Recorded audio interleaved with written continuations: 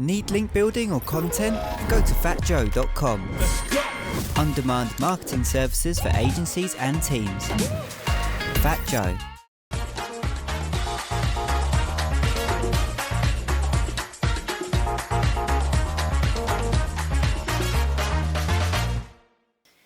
People make decisions all the time, even when they're not aware they're making a decision. If you think about it today, you woke up, you decided what to wear, whether or not to have breakfast, and then you decide to come into the Brighton Center. And right now you might be choosing to pay attention to my words, to the text on my slides, or something else that's completely different. I forgot the clicker, so there you go, there's my attention gone. So my name is Giulia. I'm a director of customer acquisition today and an SEO consultant. However, in my previous life, I was a neuroscientist. And a lot of people, whenever they know that, they never fail to let me know how much time I wasted, because what does neuroscience and SEO have in common? What they fail to acknowledge, actually, is that as marketers, we're constantly in contact with the people that we're trying to reach behind the screen. So a basic understanding of how we make decisions is actually quite beneficial. So today we're going to go and see how we can connect with the user at different stages of the funnel using some learnings from neuroscience that can be your tool set. And before I dive in, I want to introduce what neuroscience is, because it's been getting more and more attention in the past few years. By definition, neuroscience is the study of the brain and the nervous system in the attempt to better understanding what the behind the scenes is of how we think and behave and make decisions. It's made up of several different fields that have different methodologies to look into different aspects of the brain. And there's three main reasons why I want to talk about neuroscience in the context of search today. The first one being that it's very easy in our job to forget that we're not optimizing for the search engine, we're optimizing for the user. And customer centricity is really something we cannot ignore anymore now, because even Google has been more and more vocal about it with the latest guidelines and the latest algorithm updates.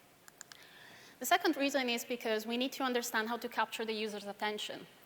Obviously, we all want to rank first. The first result gets a lot of clicks. However, if the user doesn't find what they want on the first result, they will scroll for more. So how do we stand out in a sea of choices that look all similar? And finally, to become the trusted brand that our customers come back to when they need that something that we can provide. So that's the reason why our job doesn't end, when the user lands on the website. And I think this tweet sums it up pretty well. Shout out to Adriana here. She says, SEO now is about the entire website. And if you don't believe me or Adriana, you have the seal of approval there. So with this in mind, we're going to embark on a journey through the funnel. And for simplicity, I'm going to talk about the funnel as we know it, the traditional funnel. However, bear in mind that it can look very different sometimes. So at the very early stages of the journey, when we're trying to get a user to visit our website, it's all about capturing the attention. When a user performs a search, they get bombarded with a lot of results that are all looking the same. So discriminating amongst them can be quite overwhelming. And we don't even realize that, but in the real world, the same competition for attention that we face in the SERP, we have it at every moment of our lives. So even right now, we're constantly bombarded by stimuli that are all potentially competing for our attention. And the way that we discriminate only some of them and we bring them back for further processing, while we discard some others as noise, is a process called selective attention. And that's fairly automatic for us. Selective attention can be triggered by internal factors, which is, for example, when you're really motivated to finish a task. It can be modulated by cognitive biases, which we're going to expand on in the next few slides. And finally, it can be also triggered by external factors, which are the perceptual features of the stimulus. So how bright a stimulus is, or like if I see, a bright flash of light, or I hear the fire alarm going off. But it's not only how bright or loud a stimulus is that triggers an attentional shift. It's also how relevant it is to us. There is this example, which is called the cocktail party effect. Say that that later on you're going to be at the after party and you're catching up with a friend, you're paying attention to your conversation. However, on the other side of the room, you hear your name being mentioned. Your attention will automatically go to that source of conversation because the stimulus is particularly relevant to you. It's your name. The same goes for keywords. So we react with an attentional shift if we hear a keyword that's matching our own interest, for example. And the same obviously goes for search. Like if our user spots a relevant keyword, they will pay attention. But today I'm not going to be here to talk about being relevant, because hopefully if you're SEOs, you're already doing that. I'm here to talk about the common ground we didn't know we had, which are all of those stimuli that we react to regardless of our backgrounds, our upbringings, and our names. So there are certain brain activation patterns that are common, and they have been isolated in EEG studies. And they have been shown to respond to certain stimuli, which we're going to see right now, and they've been called ERPs. So the first ERP that we're going to focus on is the N170.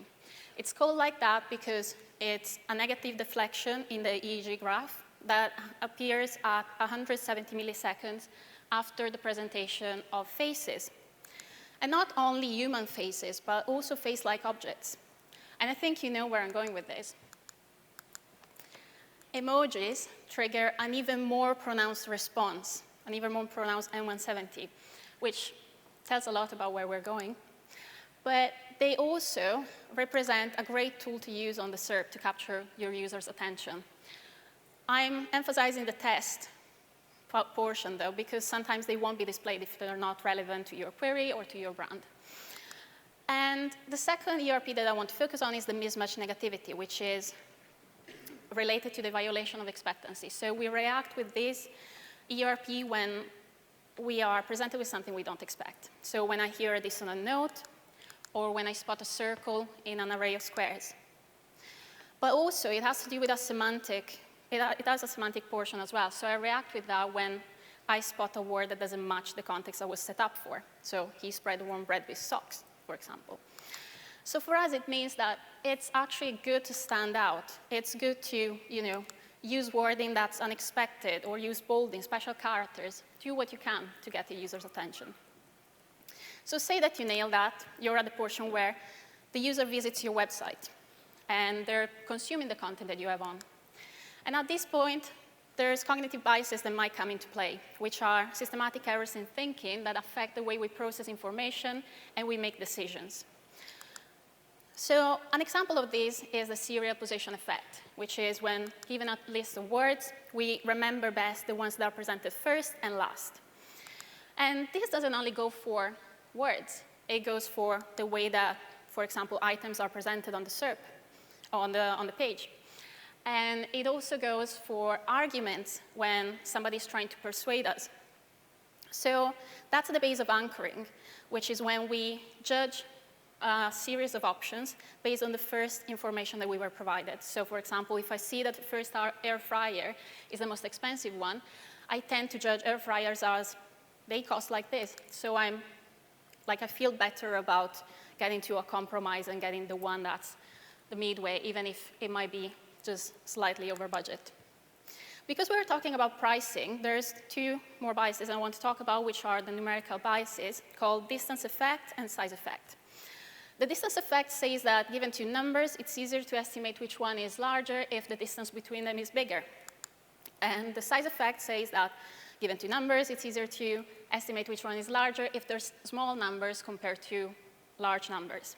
And they have to do with different ways that we represent numbers in our brain.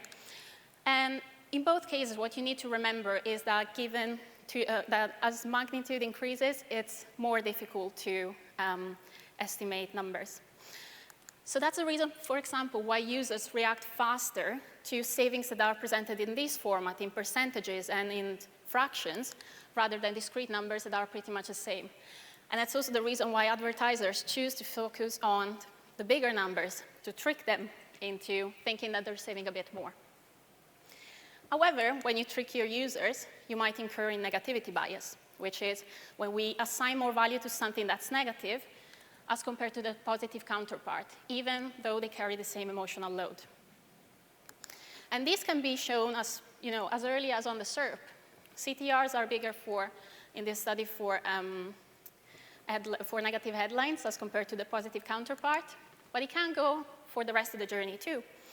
So if a user has spent time researching on your website, but it gets onto a 404 page, unclear or contradicting information, and slow or overwhelming flow, they will remember that portion better than all of the other good that they've encountered this far. And these are part of the 60% of reasons why users abandon a website at the stage of checkout when they've already spent a lot of time on the website. And finally, confirmation bias. I think we're all familiar with this. It's when we tend to favor the information that matches our existing beliefs. For example, this is a great example from traveling post-pandemic. And this query is not only for Expedia, it goes for a lot of brands. There were a lot of searches for, is Expedia legit? So a user looking for this query is already evaluating deals and is already looking to transact, but they're not quite sure. And Expedia didn't own that query, so users had to rely on somebody else's information on the web. And the sort of beliefs that they came to the search with would determine who they were going to believe, the negative experience or the positive experience. And that's actually quite important for a lot of brands that don't want to address their customer concerns proactively, because they might miss out on a lot of customers that are just looking really to be reassured. And at this point, we get into the stage of decision making, when we're looking to really transact. So I'm a terrible decision maker, full disclosure. Last year, I could choose between 2 T-shirts at BrightonSEO. I stayed 15 minutes at the stand. The lady at the stand at some point couldn't bear with me anymore, and she was like, look, this one is the most collectible. This is the one that you won't find next year. And this, if you really want to change it anyway, we will take it back until the end of the day. So I was sold on that. And I used heuristics to make that decision. Heuristics is when we don't have the cognitive resources to deal with all of the possible options of a choice and all of the possible outcomes. So we just go for rule of thumbs or shortcuts that ensure that we can make a decision fast. Some of these that we can use in our journey are, for example, the availability heuristics, which is when a user makes a decision based on the information that's readily available in their mind. So if I read on the news yesterday that a lot of parcels get lost with a certain brand, today I'm more likely not to use that brand to send off my parcel, even though the statistical possibility of that happening is not higher than it making it to success. The scarcity heuristic is another one. I don't need to say more about this because Emily in Paris does a great job. But yeah, we just perceive something running out as more precious. And the risk aversion heuristic is also something we rely on a lot. We're given 2 options. We choose to go for the one that has the least amount of risk involved, even though it has less gains. So we choose to get a premium. We choose to get free returns, even if it might mean that we don't get to save as much. And finally, the familiarity heuristic. We just go for what we know already, because then we don't need to use any of our cognitive resources to make a decision. And this doesn't only go for known brands versus unknown brands. This also goes, for example, for localization. If I have 2 new brands, but one of them displays the currency in US dollars, I probably won't transact today because I'm based in the UK. However, at this point, there is something that I want to mention, which is, early on in the journey, when the user is only investing their time or they're only investing their attention, they might rely a bit more on biases and heuristics. However, as their personal investment gets bigger, as they're looking to transact, for example, to make a commitment, they will rely more on the quality of the information that you present. So you actually can't only, rely on tips and tricks. You need to provide what they're looking for. And finally, at the stage order, something that really seals the deal is the social proof. How many of you like these shoes? Okay, I thought so. A lot of people like them. And honestly, today, if you were all walking in with KFC Crocs, probably the first thing that I would do off stage would be to look for them, because I'm getting curious. And even though we all want to be, a bit particular, we don't want to be mainstream, our brains are socially wired. And what I mean by that is that we display the same activation pattern as somebody that is doing an action when we observe them. And this natural tendency to imitate becomes a natural tendency to be social, to respond with a social action in the presence of social cues. We also focus more on the gaze normally, and we present patterns of shared attention. And this is what causes something like the bandwagon effect. And this goes as far in evolution as of fishes, for example. And, sorry, one more. So in this one, if you place one single fish in a tank with two groups of different magnitude on either side, they will swim for the most numerous group, which also implies they can count. And we do the same. Given two options with the same return, we just go for the one that has the most reviews. So that's the reason why you should leverage reviews and UGC whenever you can. And if you don't believe me, again, you can just believe Google, because they put another E there to valorize the human factor that we need to make sure is there in the experience. And finally, something that encompasses all of these stages, which is the role of emotions. You might have heard this before, and people make decisions emotionally, but they just justify them rationally. This is because we have 6 basic emotions, or 5 depending on the model, which are universal. They're independent from our background, and they're independent from all of the other personal factors that we have. And these are basically the strings that you can play with your users throughout the journey to connect with them. This is because emotions have been shown to be linked to physical reactions that are what guides our behavior and our decision-making, especially in the case of fast decisions. It's what we call a gut feeling. And so that's the reason why, for example, you can use and leverage emotions to, even correct a slight mistake. We've seen before, landing on a 404 page after you've done research on a website can be a bit frustrating. And if I was to believe the negativity bias, then, the journey would end there. However, they make sure that I can continue the journey, providing an emotional experience, connecting with me, and making sure that I smile. And we've seen that positive emotional experiences correlate with perceived brand trust, safety, and authenticity, which, again, even if you're not focused on the user, they're good for rankings. And I want to end on this one. So this was quite a funny tweet read for me. It says, fellas, don't be afraid to chase a girl if she's got a boyfriend. If she's single, you're competing with 20 other guys. If she's dating someone, you're only competing with one. Well, so we've seen throughout this presentation that we're emotional creatures. So whether we're talking about a brand or a boyfriend, if you have spent time creating emotional experiences with them, if you share memories, if you spend time getting to know them, getting to know their flaws, and coming to terms with them, do you really think that the first rando coming along will have a fair competition? So what do you need to remember? Standing out is great to capture the attention. Don't do everything that your competitors do and probably your user wants to do. Just there to stand out. Make every part of the journey count and collaborate with other teams to make that happen. Your job doesn't end when the user visits the website. And finally, most people really just want to be reassured. So don't be ambiguous. Make it easy for them to trust you. This was me. Thank you so much for listening.